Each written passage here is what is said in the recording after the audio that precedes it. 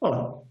Segundo dados da Previdência Social, do total de 39 milhões de pedidos de benefícios previdenciários recusados entre 2010 e 2020, quase 21 milhões foram de auxílio-doença, ou seja, 53,2%.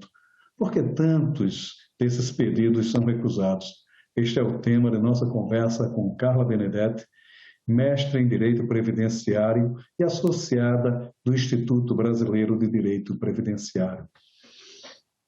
Carla, vamos conversar esta conversa exatamente por esse dado curioso. Por que tantos desses pedidos são recusados? Qual é o principal problema que gera todo este número de rejeição?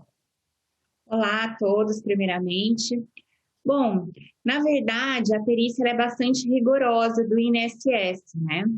Então, eles têm assim, uma tendência muito mais a cortar, cessar benefícios do que a conceder. Já tive dados de que eles cessam mais do que o dobro dos benefícios que eles concedem. Então, a pessoa ela tem que estar numa situação assim, bastante grave do ponto de vista de incapacidade para ela conseguir esse benefício. Há uma operação pente fino, né? Ou pelo menos uma atitude mais rigorosa na análise desses pedidos por parte da perícia da Previdência Social. Por que esse rigor tão intenso, né? Que acaba, de certa forma, prejudicando os trabalhadores? Bom, eles estão querendo economizar as contas públicas, então há mais uma questão econômica do que mesmo uma preocupação com o segurado. Então, o que a gente vê é bastante injustiça. Eu tenho vários clientes que eles faleceram no curso da ação previdenciária, tá? O perito do INSS disse que essa pessoa poderia trabalhar, nós ingressamos com uma ação na justiça, porque não concordamos e a pessoa estava muito incapaz, estava tão incapaz que faleceu no curso da ação. Infelizmente, não são poucos os casos. Eu tenho alguns casos em que isso ocorreu. Então, a gente imagina só, eles pensam muito na economia das contas públicas, mas as pessoas elas ficam numa situação indigna, com muita dificuldade. Essa preocupação econômica em detrimento de uma preocupação, digamos assim, mais social, bom, ela é injusta com o trabalhador, né? Você mesma está falando desses dados de que muitos chegam a morrer durante o processo e não conseguem o benefício, né? Quer dizer, é um ponto até de certa forma desumano, né? Agora, como essa perícia ela se contrapõe à determinação médica, porque para ingressar com o pedido ele há uma perícia médica, pelo menos, né? Quer dizer, não basta essa perícia médica, tem que ter algo além disso? Claro. Para um benefício de incapacidade, se a gente pensar no auxílio-doença, numa aposentadoria por invalidez, hoje o termo correto é benefício por incapacidade permanente ou benefício por incapacidade temporária, você tem que cumprir alguns requisitos além da incapacidade para o trabalho, né? Não é a doença. Uma coisa é você estar doente, mas conseguir trabalhar. Outra coisa é você estar incapaz. Tem que comprovar a qualidade de segurado, quando a pessoa não pode ficar muito tempo sem pagar a previdência social, e tem que cumprir também a carência de 12 contribuições. Então, às vezes, a pessoa está muito incapaz, mas ela nunca pagou previdência, ela perdeu o seguro da previdência, ou ela não tem a carência necessária, daí não tem direito ao benefício. Certo, são requisitos legais, né? Mas não há como a Previdência, de certa forma, buscar, porque muitos cumprem estes requisitos, mas mesmo assim a morosidade do processo termina por prejudicá-los, né? A gente vê muita gente nessa situação. Como é esse dado também, Carla? O que acontece é que, por exemplo, ele teve uma época que eles estavam remarcando as perícias, né? Só que as perícias caíam para meses depois. Esse segurado está sem conseguir trabalhar e ele começa a ficar com uma dificuldade de se manter, de se alimentar, né? De sobrevivência básica. Então, a gente pode entrar com uma ação de mandado de segurança, né? Justamente para que seja rápido para essa perícia, ela seja adiantada e não demorado tanto quanto tem se demorado. Há uma forma de agilizar esses pedidos, quer dizer, falta estrutura na Previdência Social ou a própria situação também do servidor da Previdência favorece essa morosidade do processo?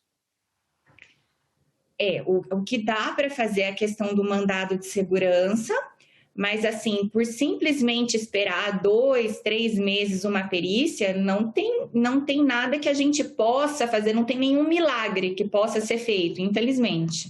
A gente tem que aguardar. Mas essa demora, ela se deve à falta de estrutura da Previdência? A falta de estrutura, está precisando contratar mais peritos, né? Eles remarcam muitas perícias também, né? Então, era importante que não fosse tantas vezes remarcadas, né? E também que tivesse mais servidores públicos.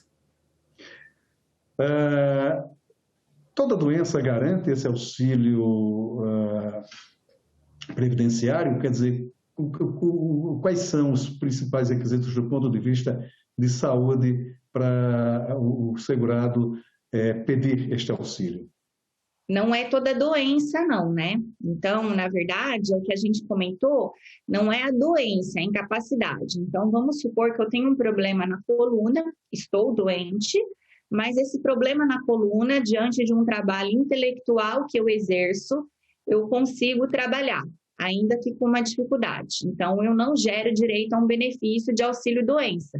Por isso que trocou o nome auxílio-doença por benefício por incapacidade temporária, porque o que se procura é incapacidade. Mas qualquer benefício que gera incapacidade para o trabalho, dá direito a esse benefício por incapacidade temporária, se for temporário, ou permanente, né, que é a antiga aposentadoria por invalidez. Eu tenho que verificar as condições pessoais dessa pessoa. Então, por exemplo, se eu, como advogada que exerço um trabalho intelectual, eu dependo menos da estrutura física do meu corpo, né? O grau de escolaridade me faz ter um trabalho intelectual. Agora, se eu pegar uma pessoa, pensar numa pessoa com 60 anos de idade, que só tem o primeiro grau de instrução, tá? E que essa pessoa exerce serviços braçais, será que ele conseguiria voltar à atividade dele como operário de uma fábrica, por exemplo? É diferente de você estar com a mesma doença, mas você ser mais jovem, com alto grau de escolaridade, e que um trabalho que não dependa muito da sua condição física, mas da sua condição mental. Então, tudo isso a gente tem que avaliar. A mesma doença, ela pode gerar incapacidade para uma pessoa e pode não gerar para outra, tá? Certo. Agora, também um outro fator que sempre preocupa é apenas quem está empregado tem direito a esse auxílio ou não? Como é que acarreta isso nesses pedidos de auxílio? É para quem paga a previdência, na verdade, tá? Então, se eu pago como facultativo, né, por exemplo, um estudante, uma dona de casa, alguém que não exerce uma atividade remunerada, ela tem direito também a esse benefício por incapacidade, cumprindo os requisitos de carência, qualidade de segurado e a incapacidade, tá? O empregado, automaticamente, né, estando tudo correto, ele está pagando previdência. O contribuinte individual também está pagando previdência. Então, o que é necessário? Que esteja pagando a previdência. Tá? Não precisa necessariamente ser um empregado. Uma situação muito comum é a condição dos dois empregos, né? Eu mesmo, durante um período, fui professor e jornalista, né? Quer dizer, isso é muito comum, né? Mais comum do que a gente imagina. Ele teria direito a dois benefícios, ele recebe pelos dois fundo previdenciário que ele paga, como é que se dá essa situação? Ele vai verificar aquele que ele se tornou incapaz. Existem pessoas que não se tornam incapazes para uma profissão, mas se tornam incapazes para uma outra profissão. Então, a pessoa pode receber o benefício de acordo com a incapacidade daquela profissão. A senhora falou daquela carência de 12 meses, né, para que possa requerer. Há alguma exceção que possa ser feito o pedido antes mesmo dessa carência? Tá, os benefícios de natureza acidentária, não precisa dessa carência daí no caso, tá? Esses benefícios quais são, no caso acidentário? Como é que a gente poderia definir melhor? Aqueles benefícios por incapacidade decorrentes de um acidente de trabalho, daí eles não precisam dessa carência. O que tem, está tudo relacionado com um acidente de trabalho. Certo, então seria basicamente essa questão do acidente de trabalho, alguma coisa que venha, um acidente mesmo, né? Quer dizer, agora, e quem não paga o INSS, mesmo que ele sofra um acidente, no caso de um acidente de trabalho, ele não seria beneficiado, então? O que a gente pode pensar também é se essa pessoa se encaixa na hipótese de recebimento de um benefício assistencial. Mas um benefício assistencial, a pessoa tem que comprovar também miserabilidade, hipossuficiência econômica. Então, tem que ter aí uma incapacidade de longo prazo, de mais ou menos uns 2 anos, tá? E tem que comprovar a miserabilidade, que a lei mudou recentemente, né? Então, a justiça entende que sendo até meio salário mínimo por pessoa, a renda per capita, que antigamente era 1/4, né? Ainda o INSS considera 1/4, já tem direito a esse benefício assistencial, comprovando essa incapacidade de longo prazo. Então teria que ser uma questão muito grave, né? Porque, por exemplo, o que a gente vê comumente é que o trabalhador ele é submetido a determinados regimes onde não há o recolhimento da previdência, né? Aqueles contratos temporários, por exemplo, né? Há uma obrigatoriedade de pagamento do INSS, né? Mas nem sempre isso é feito. Quer dizer, mesmo esse funcionário, mesmo esse empregado, ele sofrendo algum acidente, ele estaria fora do benefício, então.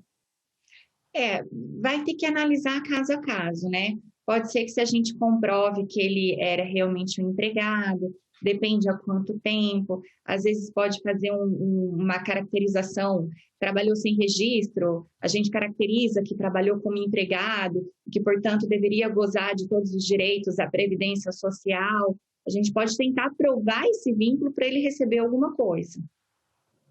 Mas isso teria que ser feito a partir de um processo judicial, né? Quer dizer, Só que sempre a gente entra com o administrativo primeiro, precisa do período do pedido administrativo, via INSS, né? Daí, negando, a gente entra na justiça, não dá para entrar direto na justiça, tá? Esse pedido administrativo também teria que ser feito com o auxílio de um advogado. O trabalhador, ele, de qualquer forma, ele teria que ter acesso a essa ação do advogado. Não necessariamente, mas por um caso tão complexo, eu acho muito difícil que ele obtenha êxito sem advogado, né? E depois, necessariamente, vai ter que entrar para a justiça, vai ter que comprovar um vínculo de trabalho, então é bastante importante que ele tenha um advogado.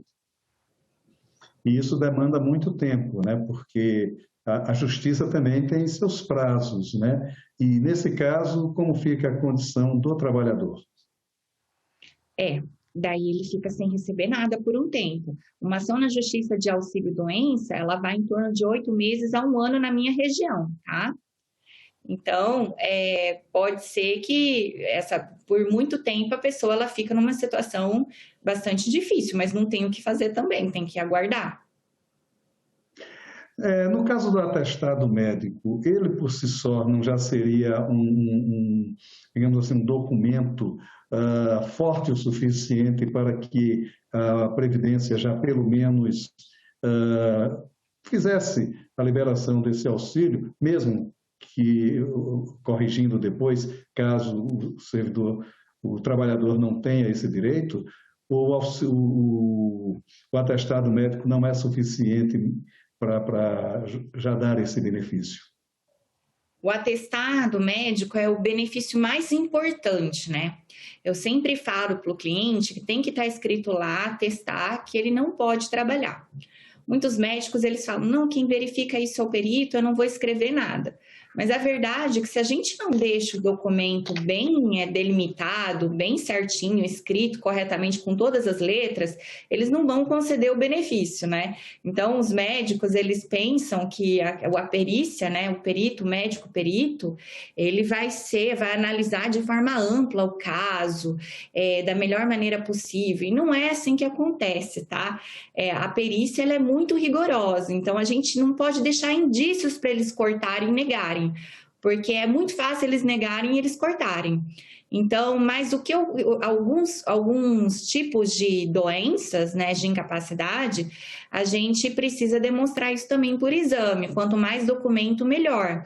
Então, um problema ortopédico, é muito importante que exista exames de imagens também, além do atestado médico. Então, o atestado é o documento mais importante, mas nem sempre ele é o suficiente.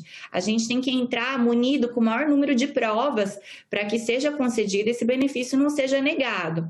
Tem uma desconfiança muito grande do perito com o segurado, do segurado com o perito. Eu brinco que é quase como a questão tributária, né? Que a gente desconfia do governo, o governo desconfia de nós em relação aos tributos, mais ou menos a perícia é dessa forma. Então, assim, a gente tem que ser munido de muitos documentos, porque o perito tem uma tendência a entender que aquela pessoa ela pode trabalhar e que ela está ali com o corpo mole. Então, a gente tem que fazer o máximo possível para conseguir o benefício.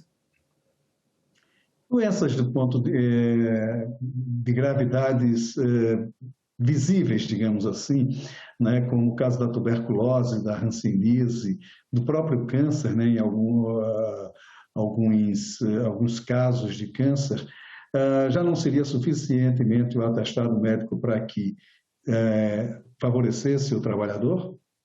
Então, são doenças isentas de carência, tá?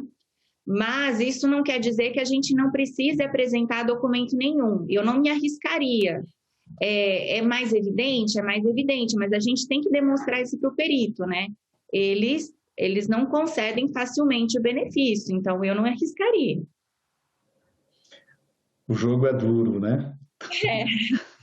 É uma coisa problemática. Agora, uma outra questão que fica, quem recebe o auxílio, ele não pode trabalhar de forma alguma, ou ele pode, de certa forma, enfim, se ocupar de uma outra função que não aquela em que ele está recebendo o benefício? Não, se ele voltar a trabalhar, ele está provando que ele pode trabalhar, então que ele não está incapaz para o trabalho. Se ele pode trabalhar, ele não está incapaz, então ele não teria direito ao benefício. Então, se ele registrar, automaticamente isso é cortado, tá? Quer dizer, não basta ele estar incapacitado para aquela função principal que ele ocupa. Por exemplo, no caso de um motorista que sofra algum acidente, sei lá, na mão, alguma coisa que o impeça de dirigir, mas que ele possa fazer um outro tipo de trabalho.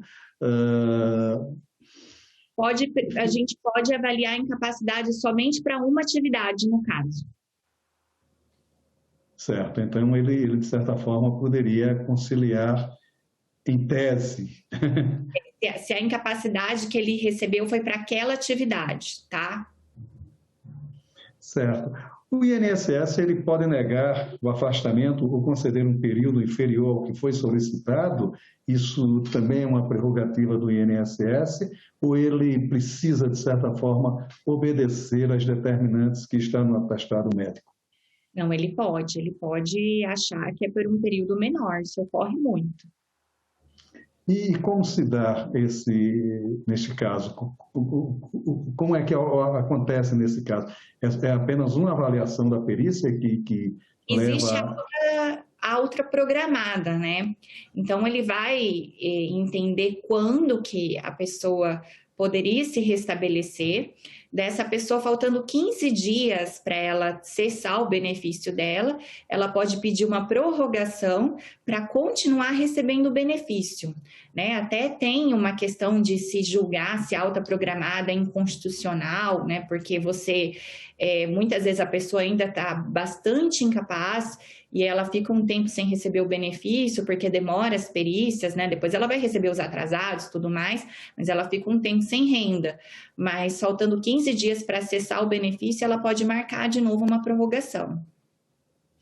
E nesse caso de diminuição do período de licença, o trabalhador tem como recorrer dessa decisão? Desculpe, acho que eu não entendi. Diminuição da... Não, porque o médico, digamos, ele dá, vamos supor, 30 dias, mas o perito acha que não, que ele só deveria ficar 20 dias. Estou citando um caso só. O trabalhador tem como recorrer dessa decisão de diminuição do prazo estabelecido pelo Não vale perito? A pena o recurso demora, às vezes, mais de ano. Então, entra com pedido de prorrogação, que é o melhor a se fazer, tá? Seria o melhor recurso, né?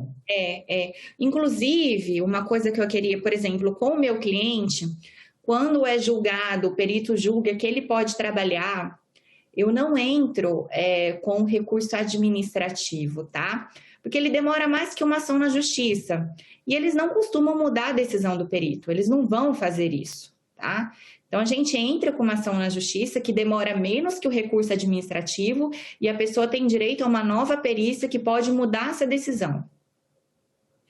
Certo. Carla, teria alguma outra questão que a gente terminou não abordando aqui nessa conversa, que seria importante comunicar ao trabalhador? Bom, eu já conversei com a imprensa algumas vezes sobre a dificuldade que é da pessoa ter acesso, as pessoas que têm doenças psiquiátricas ter acesso aos benefícios previdenciários, né? Então, só deixar claro que se o rigor da perícia já é difícil, já é complicado para quem demonstra isso por exames de imagens, muito mais é para quem apresenta doenças psiquiátricas, que daí, no caso, a gente utiliza mais o atestado, relatório médico, e também precisa de um pouco de preparo dos peritos, que muitas vezes existem até um certo preconceito, né? Para lidar, para garantir o direito às pessoas que apresentam incapacidade por conta de doenças psiquiátricas. Mas a gente está fazendo aí a nossa parte para que a realidade disso mude aos poucos. E hoje elas são bem comuns, né? A depressão, por exemplo, né? Que hoje estão... Exatamente. E é muito mais difícil de conseguir conquistar um benefício previdenciário por essas doenças. Porque já é mais difícil de provar ainda, né? Como eles querem que a gente prove muito por documento, fica mais difícil. Tá ótimo, Carla. Muito obrigado pela sua participação aqui no Cidadania. Uma conversa muito esclarecedora. Muito obrigado. Obrigada a você. Se você quiser rever esta ou outras entrevistas do Cidadania, é só acessar a página da TV Senado na internet, senado.leg.br/TV, ou o nosso canal no YouTube. Muito obrigado pela sua audiência e até o nosso próximo Cidadania.